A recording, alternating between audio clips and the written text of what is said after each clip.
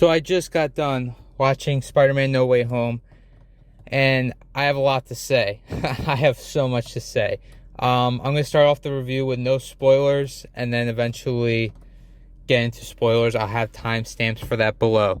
And with that all out of the way. Come with me, and you'll be in a world of pure imagination.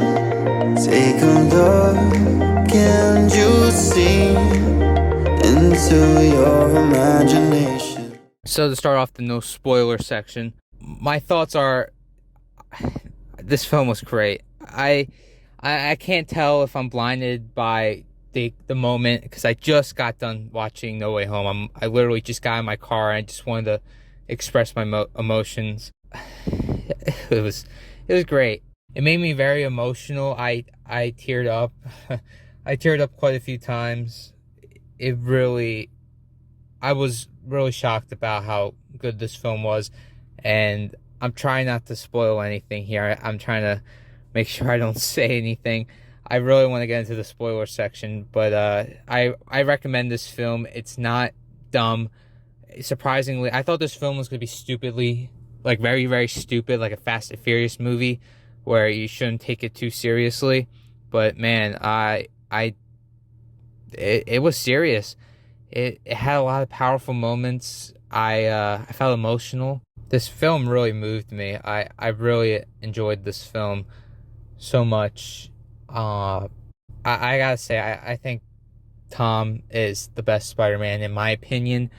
Uh, I wouldn't say this is the best Spider-Man film ever.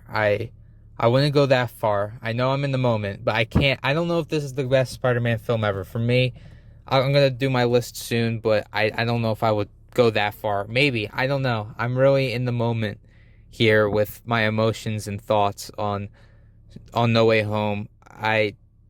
Man, this film was so great. I really I want to say I loved this film, but I loved the experience. It was a great movie experience. I'm gonna have to see this film again to really digest on what I just watched. But man, I I I loved. I want to say I loved this film. I don't know. I gotta watch the movie again because I'm really in the moment here. I left the film speechless. All right, I'm gonna. Man, I got no thoughts. It's so. I'm so filled with so many emotions. I'm filled with happiness, sadness, and man, wow! I didn't know the MCU could still do this. I guess maybe my thoughts on the MCU are maybe they can do good films now. I think the thing is with the MCU is they have to do a better job of introducing newer characters because I feel like they failed with that. But with the older characters like Spider-Man, it from Phase 3, like man, Spider-Man, I'm really excited for what comes next with Tom as in the role. And I don't want to give too much away, but I'm excited to see what's next. And I feel like they did wrap up because they did say that this was going to be wrap up the Homecoming trilogy. I gotta say, I feel like they wrapped it up in a kind of satisfying way. I feel like this film would have been great if Far From Home was good, but unfortunately, Far From Home wasn't good. And I feel like in No Way Home, they fixed some of the problems Far From Home had, and that's all I'll say. I'll say that it was great. I'm gonna give this film a 90% for right now. I'm gonna see this film again to really gather my thoughts. I felt like the film was very good. It didn't feel like a cash grab. I mean, sure, there were some cash grab, like some dumb moments, but I didn't feel like it was like just fan service crap for no reason. And I felt like everything was satisfying in the film.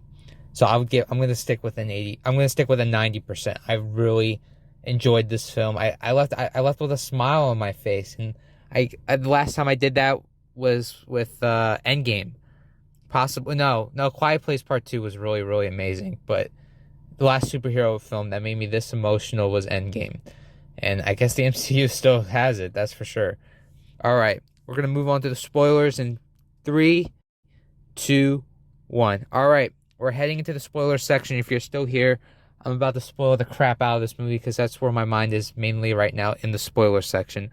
Boy, oh boy, where to begin? I don't know. I'm gonna start off with the thing that's on my mind the most. Toby and Andrew. They were in this film, and oh boy, it was amazing. No pun intended. It really was. I really enjoyed seeing them again. I was so happy. The crowd started clapping.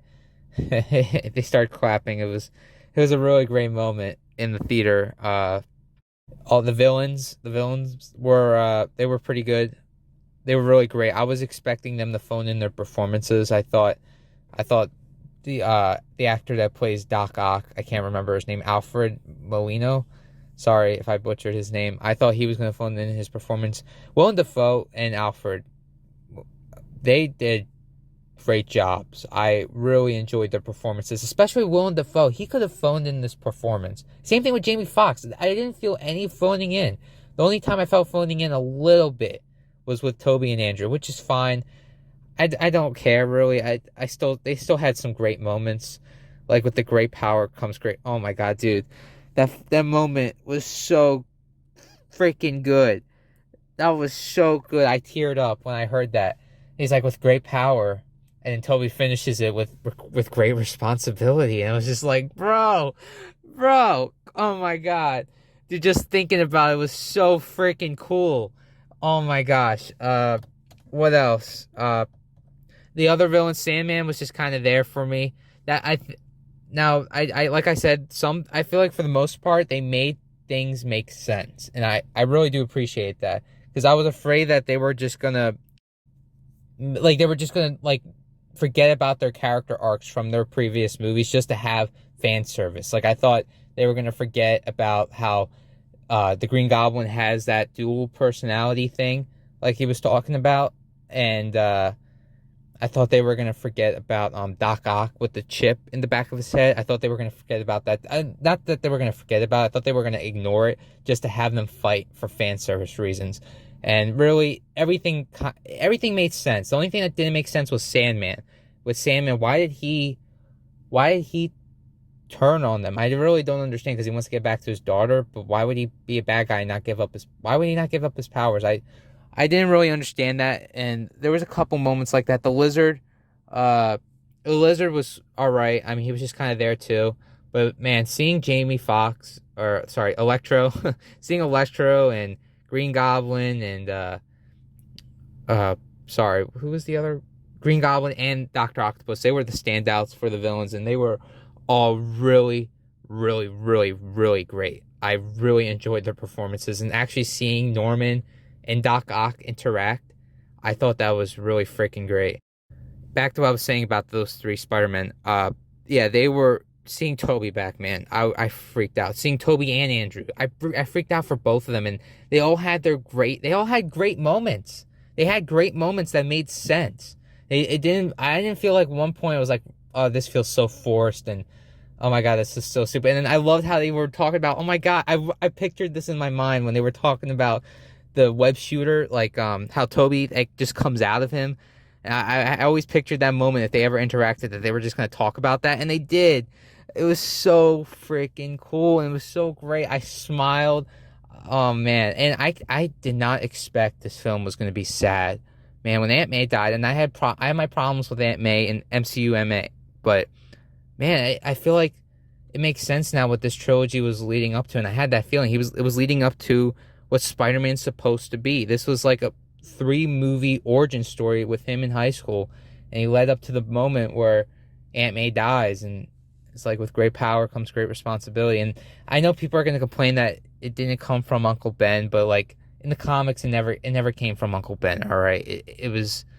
I don't know where it came from. I forget. I think it just came from a comic panel or something, but it didn't come from Uncle Ben, so it doesn't have to be Uncle Ben. And it's not like it's like taken away from him, you know.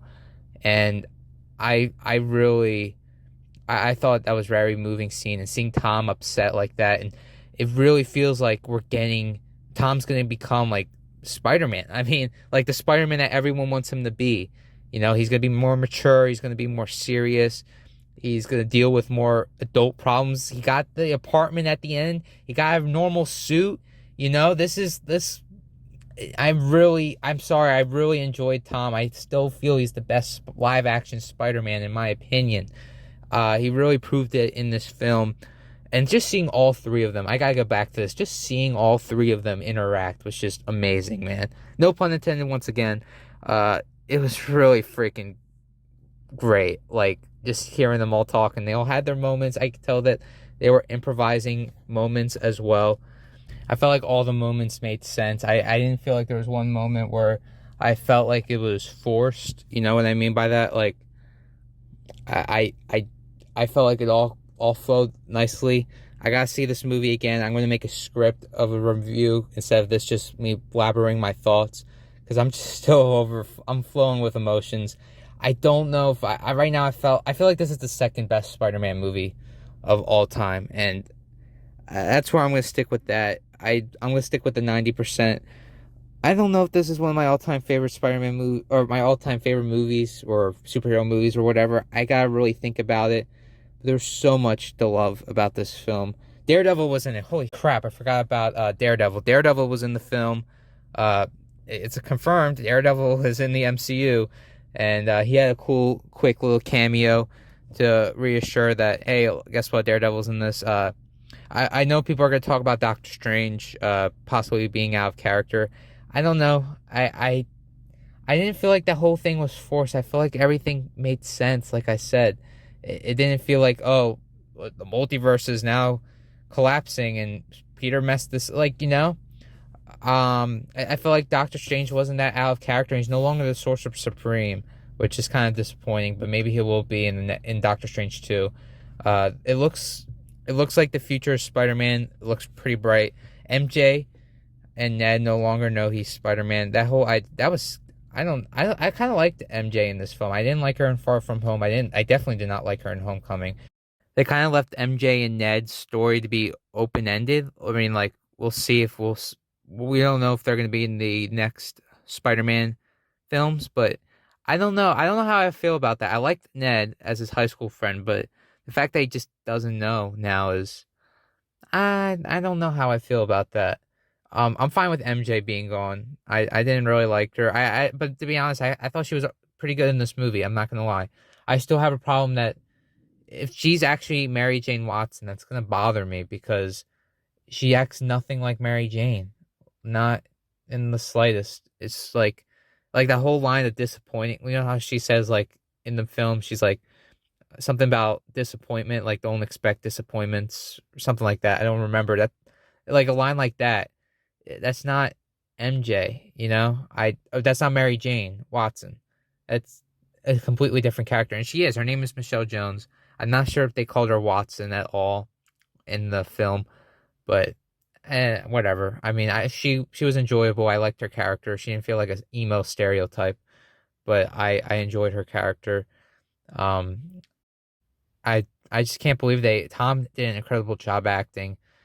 This film was really great. I'm just gonna wrap up my thoughts. I'm gonna see this film again and do a second review to a review where I really gather my thoughts, and really dive into the film. But man, this was really great. This was so freaking great. I'm so glad this film came out. I don't know what else I would have done. I probably would have made it probably would have had more of like a resolution to Toby and Andrew. I hope we see them again. I really hope we. I know it's a lot to ask. But I really want to see them one last time. I want to see their movies get wrapped up. You know, I want to see. Tom's the only Spider-Man actor that actually got to finish his set of movies. Andrew never got to, and Toby never got to. I want one more time. That's all I'm gonna ask. Please, I just want to see them one last time. But man, they all had great chemistry. It was just amazing to see them in there. It was so freaking cool. I loved it. I loved it. This film just made me happy, and I'm so glad I got to see this movie in IMAX. I highly, highly recommend it. Recommend it to your friends and family if they're Spider-Man fans. You need to see this if you're a Spider-Man fan. It's like a generation coming together, and my childhood just was there. I mean, I grew up watching Toby, and right now his trilogy, like I'm older and I don't like those movies as much, but I still have that nostalgia feeling. Yeah, the only things I would say I didn't like about the film was I didn't like I don't know how I feel about him, every single person forgetting who Peter was. I feel like I don't know how I feel about that. I get it to have him be like him in college and him in like an apartment all to himself. Maybe we'll get to see Gwen and Harry in future films. That would be pretty cool. I'm glad they didn't kill him off because there were rumors about him being killed off, and I would have hated that. I'm glad no one died. I thought Toby was gonna die for a second. You know what I'm talking about, where he got stabbed by the Green Goblin. I thought he was gonna die, and I was gonna be so pissed. And I was like, I'm gonna hate this film. But no, he didn't die. And they were teasing us there. You got me, John Watts. You got me. But I almost walked out the theater like, son of a gun. What are you doing? But he didn't die. He didn't die. I'm happy. I'm a happy Spider-Man fan. I'm just really, really thankful that this movie came out and made me so happy. This made my day.